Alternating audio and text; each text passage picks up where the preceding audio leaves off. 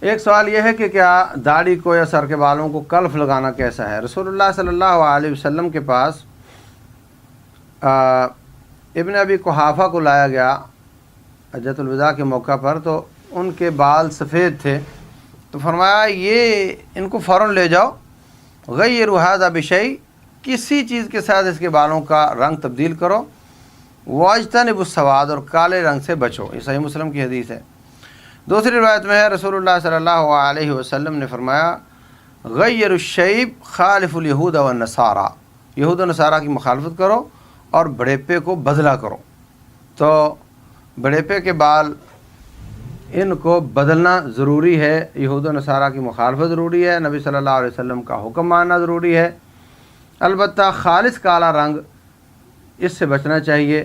آپ گرے کر لیں، آپ سرخ کر لیں، آپ کلیجی رنگ کر لیں، ڈارک براؤن کر لیں، لیکن صرف کالا خالص ہو، اس سے بچنا چاہیے۔